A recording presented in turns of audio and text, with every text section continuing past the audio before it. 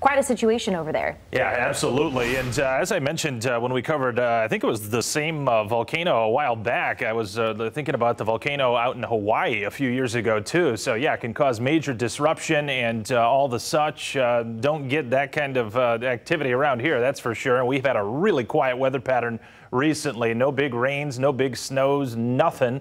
And though the models were kind of hinting at the possibility of some accumulating snow coming in a couple, 2-3 days ago, that does not appear to be the case for tomorrow as of now. And we're so close to the event, I don't think there's going to be any changes with regards to that. Temperatures on the board right at 40 degrees. We got a lot of clouds out there, so that's going to inhibit a huge drop off on the thermometer. But a few breaks in the overnight may indeed allow us to get down to about 32, 33 degrees. A west wind in the ballpark of 5 to 10, occasionally a little higher, closer to the lakeshore. Feels like temperatures or wind chills, yes, they have been the story today. Down into the lower half of the 30s for the majority of hours. So feeling more like early March, I would say, versus mid to late April. This cold air mass showing up very nicely. There's a definitive line here where this cold front is dropping southward, and along that cold front, an area of low pressure will be riding northward, but a bit too far south to give us that northern fringe snow effect that you get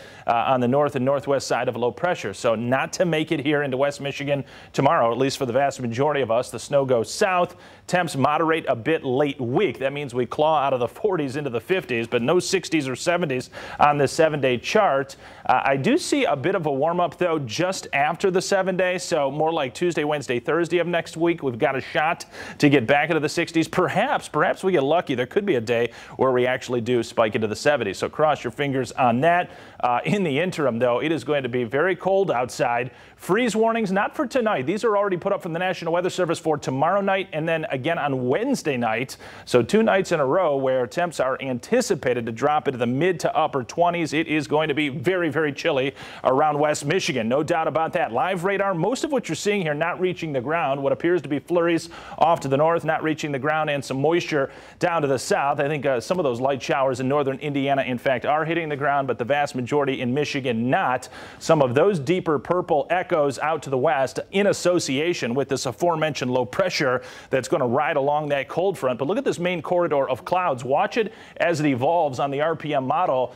It stays primarily just off to our south, tries to clip extreme southern sections like, say, St. Joseph and Branch counties, and may indeed get a dusting or coating on the grass there tomorrow evening or late afternoon in those parts, but even that is not guaranteed. Going to slip right to our south and then continue off towards the east coast on Wednesday. I think a little sunshine returns for the middle day of our work week.